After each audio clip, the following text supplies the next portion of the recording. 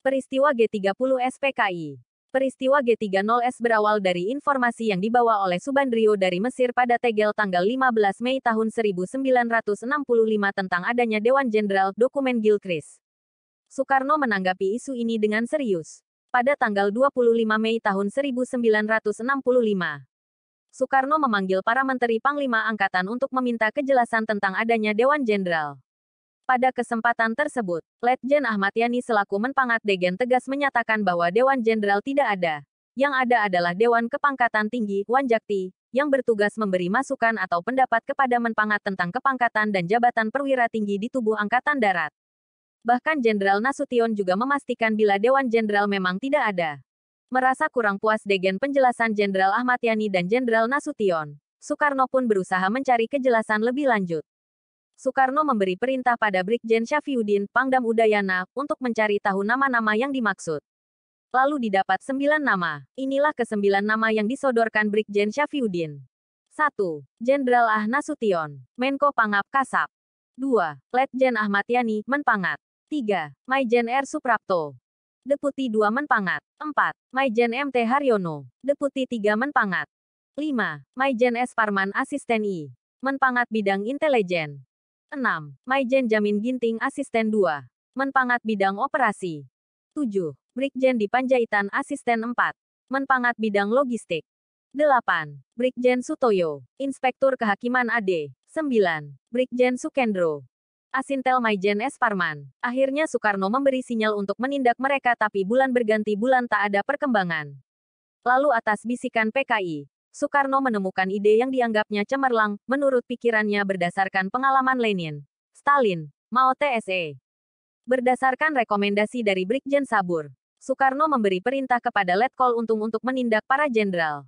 Ditentukanlah tanggalnya dan dipilihlah bulan Oktober dengan alasan Soekarno ingin mensejajarkan diri dengan Soviet dan China yang sudah lebih dahulu terkenal dengan Revolusi Oktobernya.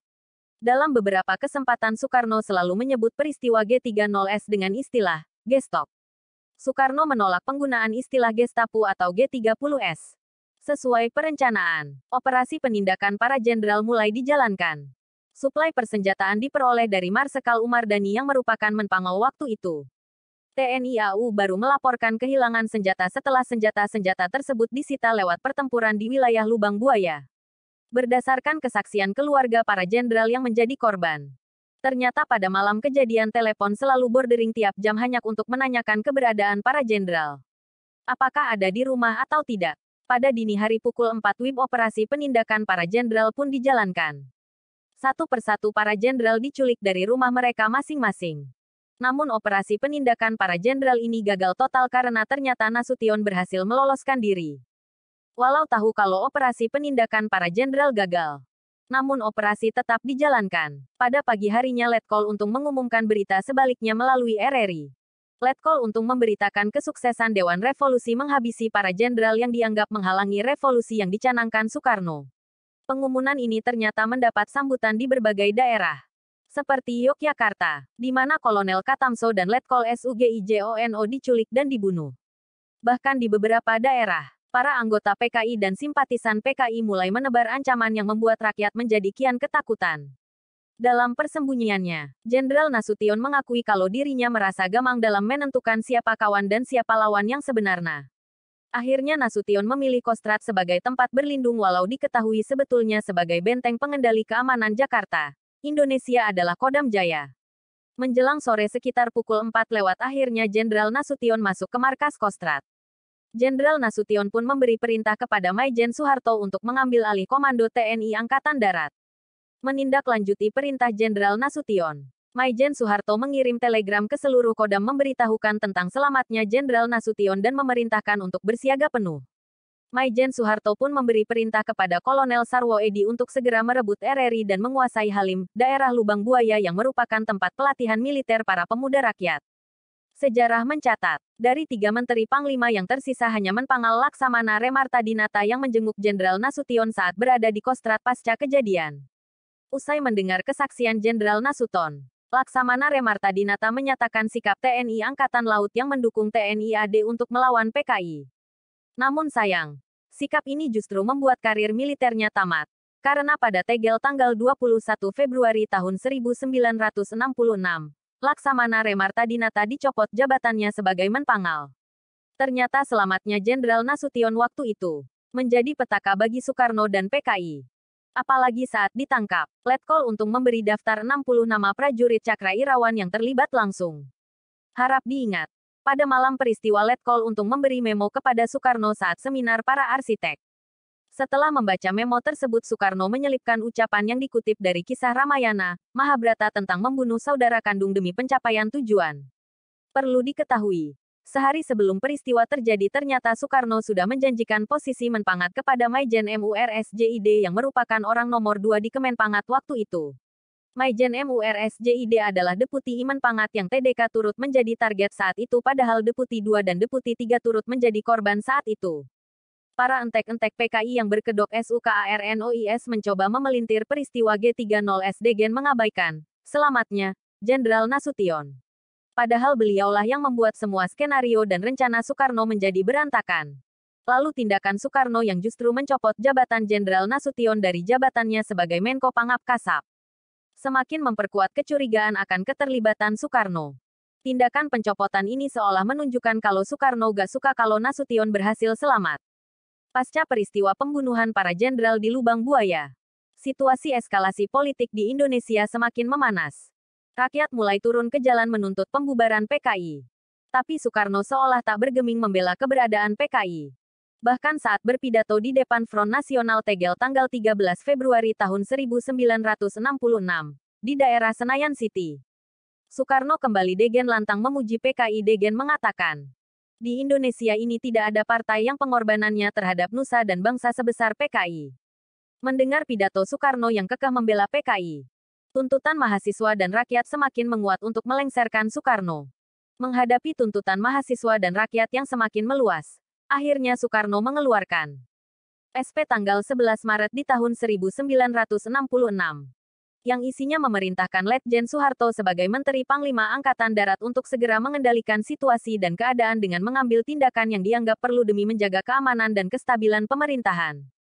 Namun Soekarno cukup cerdik dengan menyelipkan perintah untuk menjaga dan menjamin keselamatan pribadinya. Soekarno menyelipkan perintah menjaga dan menjamin keselamatan pribadinya dengan menyematkan berbagai gelar yang disandangnya. Berdasarkan SP tanggal 11 Maret, Letjen Soeharto mulai mengadakan pembersihan atas unsur-unsur PKI di pemerintahan termasuk menangkapi beberapa menteri dan pejabat yang terlibat PKI. Tindakan Letjen Soeharto mendapat kritikan dari Soekarno yang ditanggapi Soeharto dengan memasang dirinya sebagai tameng untuk menjaga nama baik Soekarno. Pasca terbitnya SP tanggal 11 Maret, situasi keamanan negara mulai kondusif dan terkendali. Gejolak demonstrasi anti pemerintah mulai mereda. Namun situasi kembali memanas saat Soekarno mengawini gadis belia, HELDY Jafar yang berusia 18 tahun di bulan Mei tahun 1966. Perkawinan ini menjadi puncak kemarahan rakyat dan menjadi bukti ketidakpedulian Soekarno terhadap kondisi dan situasi negara. Rakyat melihat ternyata Soekarno lebih mementingkan kepentingan pribadinya dibanding kepentingan bangsa dan negara. Akhirnya tuntutan rakyat dijawab oleh MPRS yang diketuai oleh Jenderal Ah Nasution. Pada bulan Juni tahun 1966, Soekarno pun diseret ke SUMPRS untuk dimintai pertanggungjawaban. Inilah awal kejatuhan Soekarno di mana 2 nota pembelaannya yang diberi judul Nawaksarai dan 2 ditolak oleh MPRS. Mandat Soekarno sebagai presiden pun dicabut MPRS pada bulan Maret tahun 1967. Selanjutnya MPRS memilih dan mengangkat Letjen Soeharto sebagai Pit Presiden. Terlukis kesan ketidakrelaan di wajah Soekarno atas pencopotan dirinya dari kedudukan presiden. Berdasarkan TEP MPRS nomor 33 tahun 1967, MPRS memerintahkan kepada Pit Presiden Jenderal Soeharto untuk melakukan proses hukum kepada Soekarno sesuai ketentuan hukum yang berlaku. Namun Soeharto hanya mengenakan status tahanan rumah tanpa pernah berusaha mengajukan Soekarno untuk diadili.